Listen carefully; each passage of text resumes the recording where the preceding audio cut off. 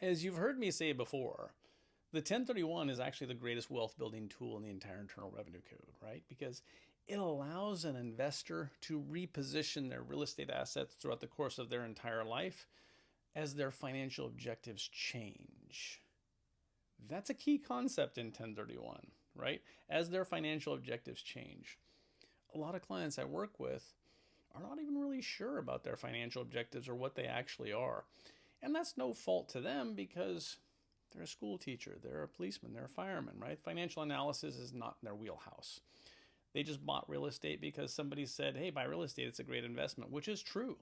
But as you grow in life, you want to make sure that the real estate you own is meeting your current financial objectives, right? You do that with your stocks, right? You have an advisor that helps you, with your stock portfolio, your IRA, your 401k and things, right? And they're always going to make sure you're in the right portfolio that's suiting your growth or your cash flow or whatever your financial objectives are. But most people don't look at that in the same way with real estate.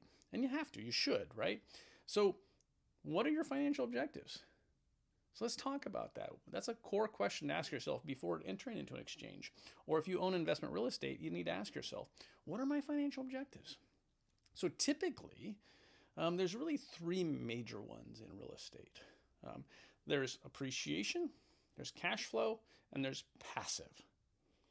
Right? When you're just starting out and you're wanting to build wealth, then by default, your financial objective should be appreciation as a primary financial objective. Because a lot of people think, well, because I'll ask them, hey, what's your financial objective? And they're like, what do you mean? Well, is it cash flow or appreciation? They'll say, well, it's both. No, you have to choose one, right? One has to be primary, the other one's going to be secondary, right? So if you're trying to build wealth, then that means you should be buying assets that are primarily designated to appreciate because you want them to double, triple, quadruple in value between the time of now and when you go to retire, when you actually want the cash flow, right? Because you do something else for a living now.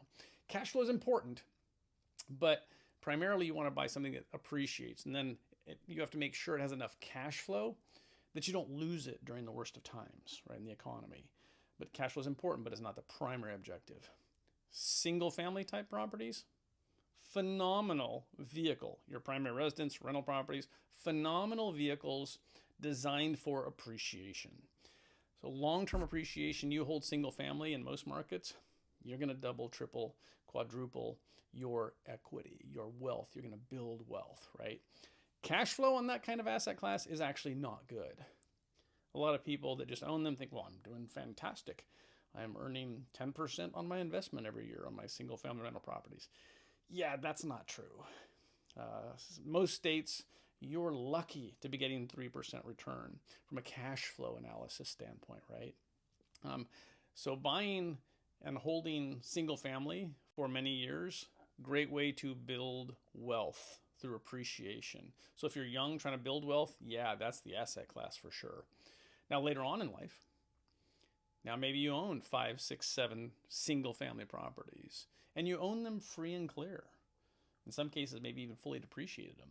Well, if that means you're probably at retirement age. So at that point in your life, if you're at retirement age, you've already built wealth, right? You've built a substantial amount of equity in those properties and now you own them free and clear. Now by default, if you're going to retire and you've built wealth, now it's time to pivot. Your financial objective now should change to cash flow.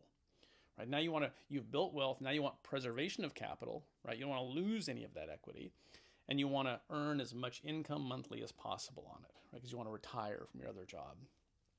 And another objective that goes right along with that is passive. Especially if you've owned single family rental properties in states like California.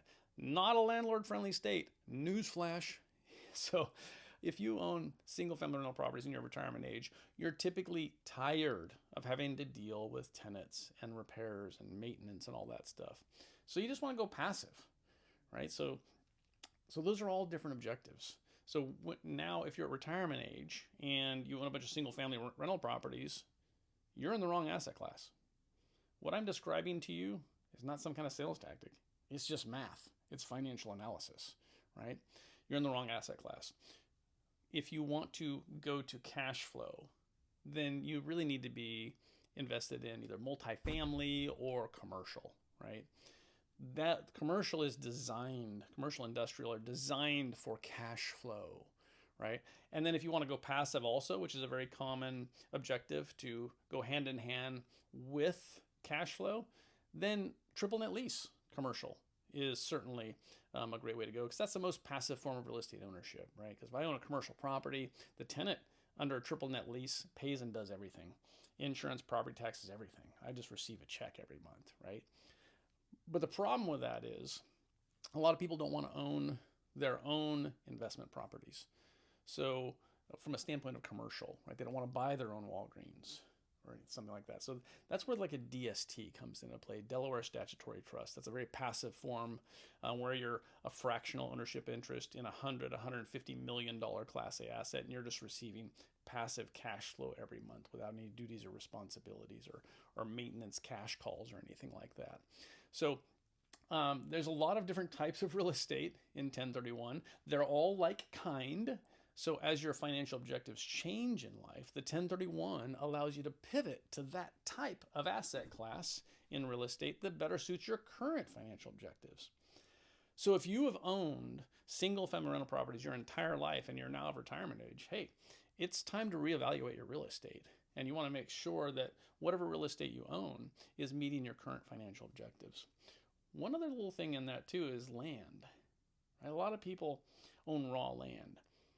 If you own raw land and it's just like 1, 2, 5, 10 acres, you're not farming it or ranching it. It's just there. You can maybe build on it someday.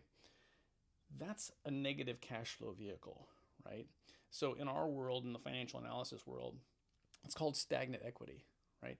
You have a piece of land that's worth $500,000.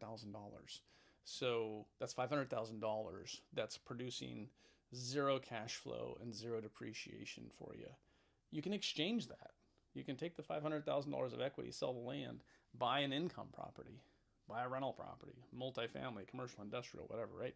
Now you own an asset that's providing you with cash flow off of your equity. Now you have depreciation to help shelter it, right? So you want to make sure that whatever real estate you own is meeting your current financial objectives. So don't just hold real estate and be complacent. Make sure that you're treating your real estate the same way you would treat any other investment, and make sure that you're in the right asset class. That's your 1031 tip for the day.